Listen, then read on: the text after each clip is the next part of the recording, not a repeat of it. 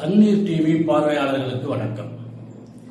நம்ம சேனலை சப்ஸ்கிரைப் பண்ணாதவங்க உடனே சப்ஸ்கிரைப் பண்ணுங்க, நிகழ்ச்சியை ஷேர் பண்ணுங்க, லைக் பண்ணுங்க, கமெண்ட்ஸ் பண்ணுங்க, பெல் பட்டன் அமுக்குங்க.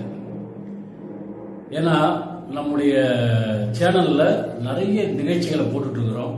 நீங்களும் ஆதரவு கொடுத்துட்டு இருக்கிறீங்க. இதை திரும்ப திரும்ப ஆதரவு கொடுக்கணும்னு மீண்டும் மீண்டும் உங்களை கேட்டுக்கொள்கிறேன்.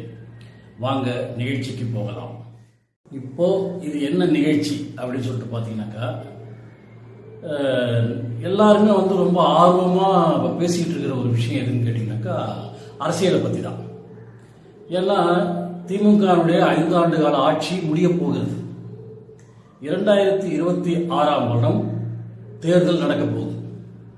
அந்த தேர்தலில் யார் யார் வேட்பாளராக நிற்க போகிறாங்க, யார் ஜெயிக்க போகிறாங்க, யார் முதலமைச்சராக போகிறாரு அப்படின்னு சொல்லிட்டு பலவிதமான கோணங்களில் மக்களுடைய எதிர்பார்ப்புகள் அதிகமாக இருக்கு.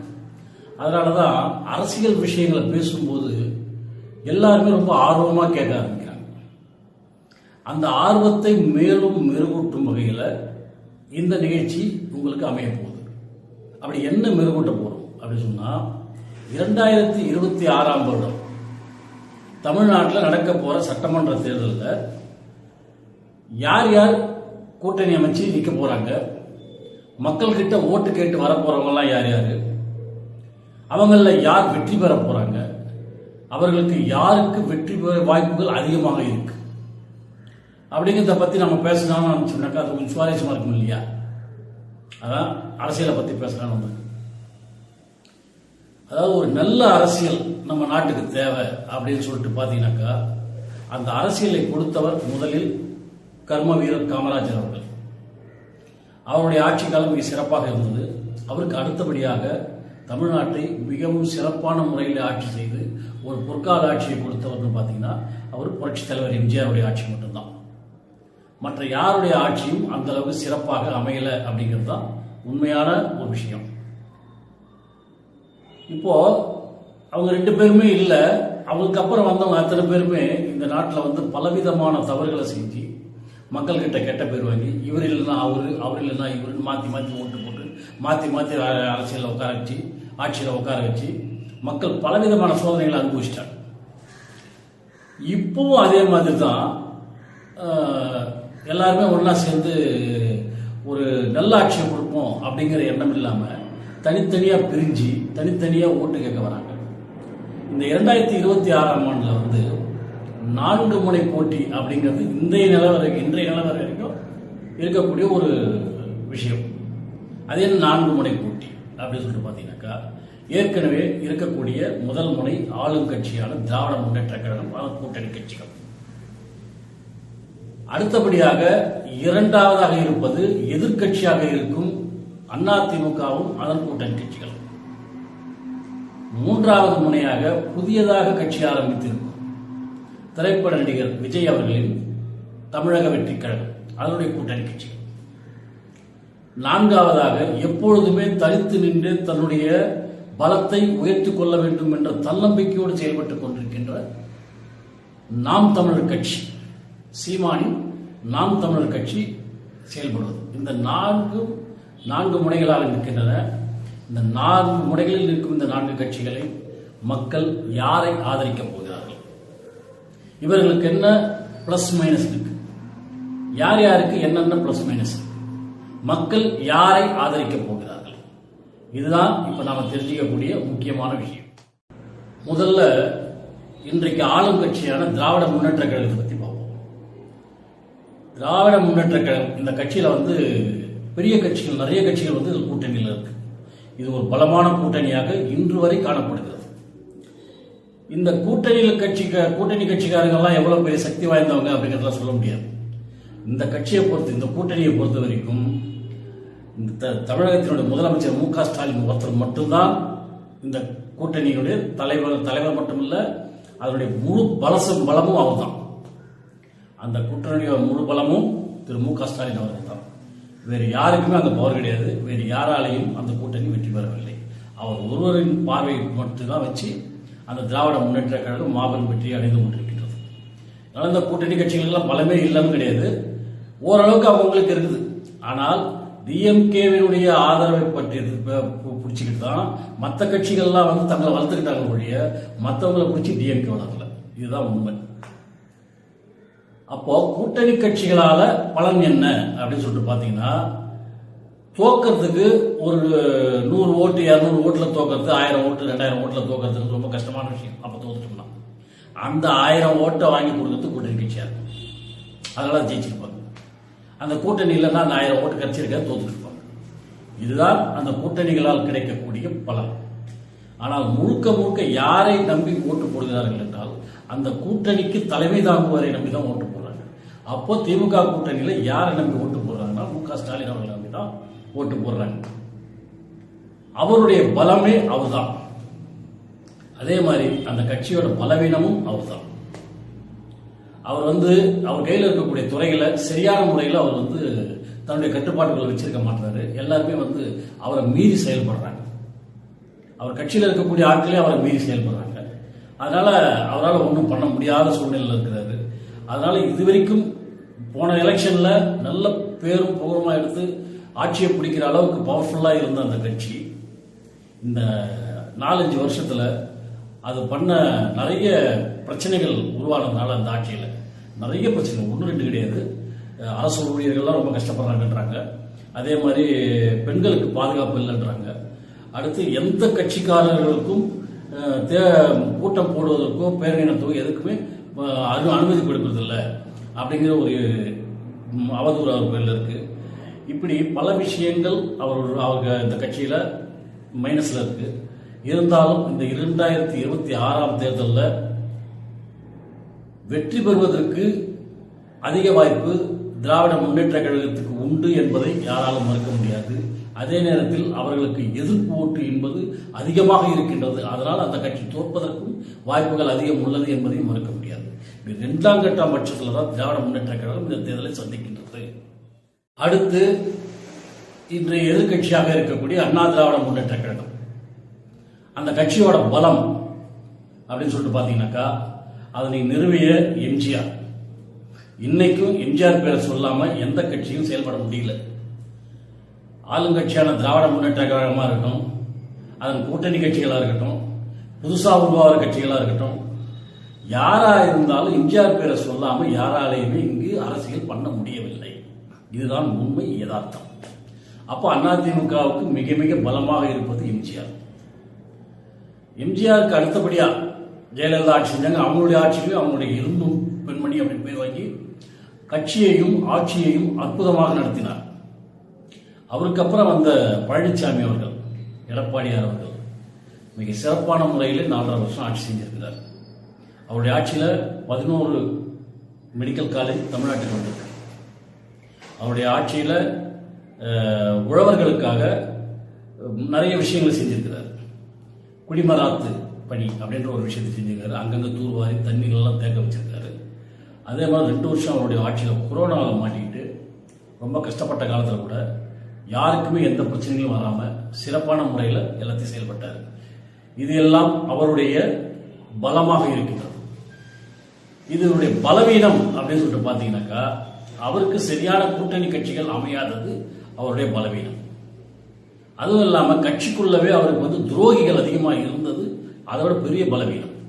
அந்த துரோகிகள்லாம் இப்போ வெளியே அனுப்பிட்டாலும் அந்த கட்சியில இன்னும் சில பேர் அவரை எப்படி கவுக்கிறது அப்படின்ற சிந்தனைகள் இருக்கிறாங்க. அவங்களே அவருக்கு அடையாளம் பிடிச்சி வச்சிருக்காரு. இருந்தாலும் அவங்கெல்லாம் தன்னை வெளியே காமிச்சிக்கல. அதனால அவங்கெல்லாம் விட்டு வச்சிருக்காரு.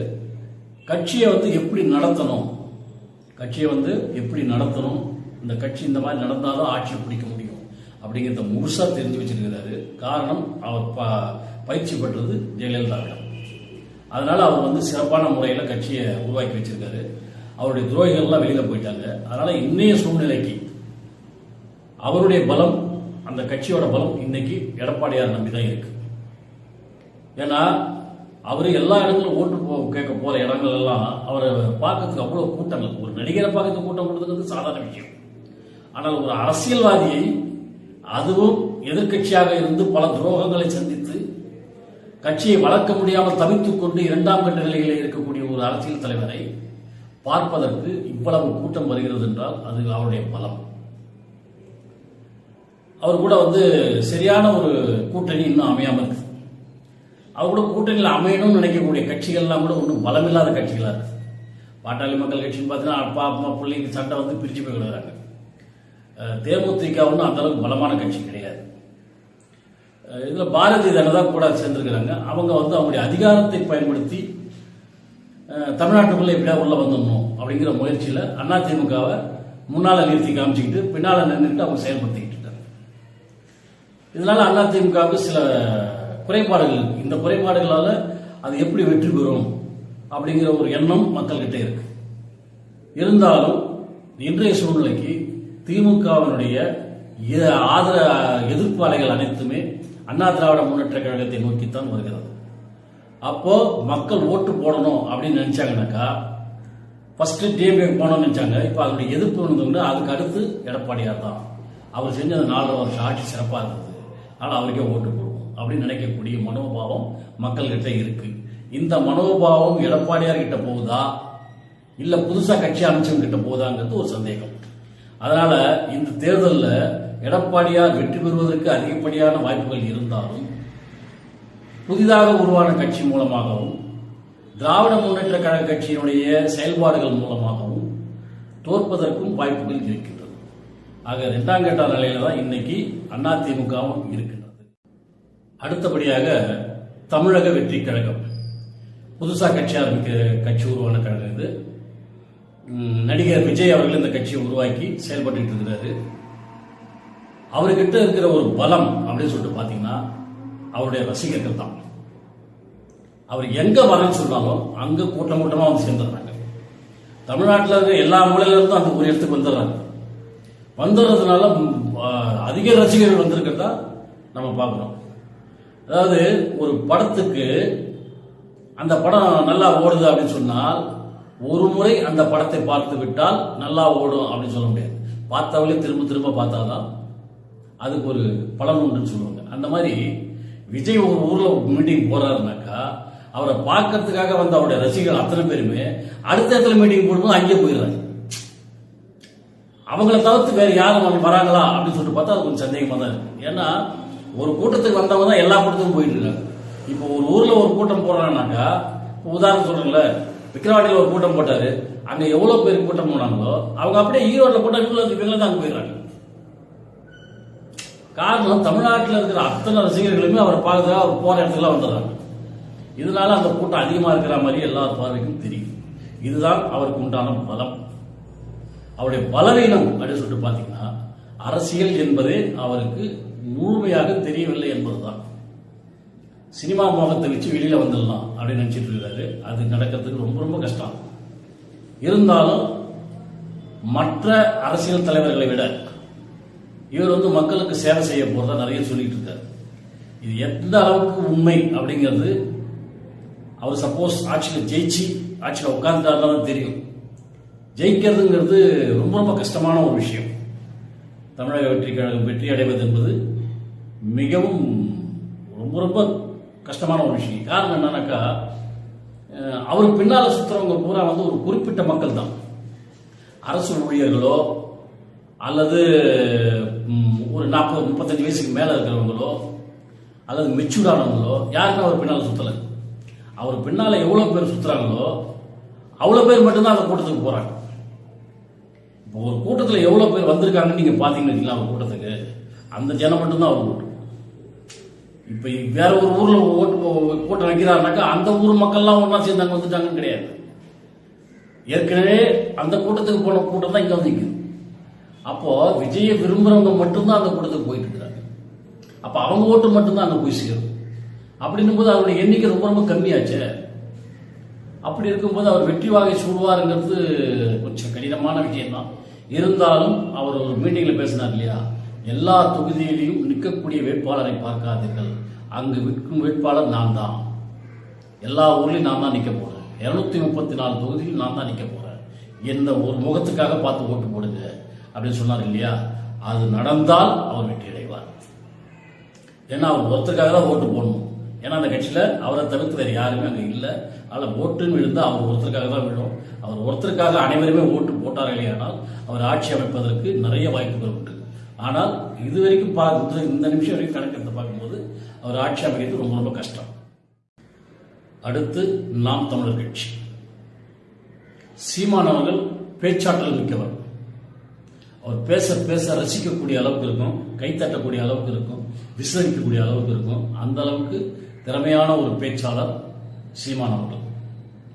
அவர் நாம் தமிழர் அப்படிங்கிற இந்த கட்சியை நடத்தி பல வருஷம் நடத்திட்டு இருக்காரு. பல தேர்தல்களை சந்திச்சிட்டாரு. ஆனால் எந்த தேர்தலையும் அவரால் வெற்றி பெற முடியவில்லை. அவர் ஏன் வெற்றி பெறல அப்படிங்கிறத அவர் சுயமா அவரை பத்தி சிந்திச்சு பார்க்கணும். அது பார்க்க மாட்டேங்கிறார். எல்லாரையும் என்னுடைய முப்பாட்டன், பாட்டன், தகப்பன் அப்படின்னு சொல்லிக்கிறார் ஒழிய அவர்களுடைய அனைத்து கொள்கைகளும் இவருள் முடங்கி கிடக்கின்றது என்பதை போல பேசுகிறாரே ஒழிய அவர் மக்கள் குறைகளை தீர்க்கக்கூடிய ஒரு சிறந்த தலைவனாக இன்னும் மக்களால் ஏற்றுக்கொள்ளவில்லை. இதுதான் உண்மை. மக்கள் அவர் ஒரு சிறந்த தலைவனாக ஏற்றுக்கல, சிறந்த பேச்சாளனா ஏற்றுட்டு இருக்கிறாங்க. நல்லா பேசுறாரு, கேட்டுக்கலாம், சந்தோஷம், பார்த்துட்டு வருவோம். சிறந்த பேச்சாளர் அவ்வளவுதான். அவர் ஒரு கட்சி தலைவர் அப்படிங்கிற அந்தஸ்தை இன்னும் மக்கள் தரவில்லை என்றுதான் சொல்ல வேண்டும். ஏனென்றால் அந்த பதவியை அவர்கள் மக்கள் மனதிலே எடுத்திருந்தால் அவர் நின்ற தேர்தல்களில் 1-2 இடங்களை ஜெயித்திருப்பார். இப்போது அதிகமாக ஜெயித்துக் கொண்டிருப்பார். ஆனால் இந்த நிமிடம் வரை மக்கள் மனதிலே ஒரு சிறந்த தலைவனாக சீமான் இல்லை என்பதுதான் உண்மை. ஆக அவர் அந்த இடத்தை பிடிக்கணும்னாக்கா அவர் ஒருத்தர் பேசுறதால மட்டும் எல்லாத்தையும் பிடிச்சிட முடியாது. மக்களை கவரக்கூடிய நிறைய விஷயங்கள் இருக்கு. அந்த நிறைய விஷயங்களை செஞ்சதால் தான் இன்னைக்கு எம்ஜிஆரை பத்தி எல்லாம் பேசுறோம். அவர் அரசியலுக்கு வர்றதுக்கு முன்னாலேயே மக்களை தன்வசப்படுத்திக்கிட்டு இருந்தார்.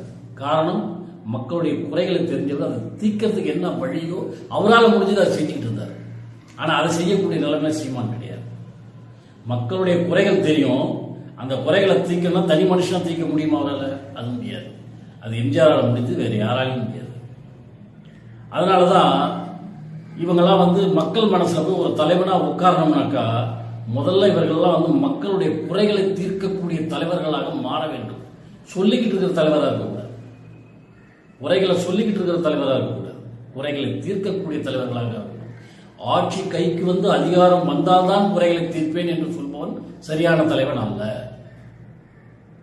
ஆட்சி இருந்தாலும் இல்லாவிட்டாலும் அரசியல் கட்சியை நீ உருவாக்கி விட்டாய் என்று சொன்னால் உன்னுடைய வேலை மக்களின் தேவைகளை பூர்த்தி செய்வதாகத்தான் இருக்க வேண்டும். ஆட்சியும் அதிகாரமும் வந்தால்தான் செய்வேன் என்று சொன்னால் அதை மக்கள் ஏற்றுக்கொள்ள மாட்டார்கள். அதற்கு முன்பாகவே நீ மக்களுக்கு நிறைய சேவைகளை செய்திருக்க வேண்டும். அப்படி செய்திருக்கிறீர்கள் என்பது உங்களுக்கு மட்டும்தான் தெரியும். உங்களை நீங்கள் சுய பரிசோதனை செய்து கொண்டு கட்சியை மேலும் மேலும் வளர்க்க முயற்சி செய்யுங்கள். 4வது முனையில் இருக்கும் நாம் தமிழர் கட்சி எத்தனை இடங்களில் வெற்றி பெறும் என்பது சந்தேகத்திற்குரியதே. தமிழகத்தில் 2026ஆம் ஆண்டு நடைபெறும் தேர்தலில் 4 முனை போட்டி நடைபெறுகிறது என்பதை தெரிந்து கொண்டோம். இந்த 4 கட்சிகளுக்கும் உள்ள பலமும் பலகீனமும் என்ன என்பதையும் புரிந்து கொண்டோம்.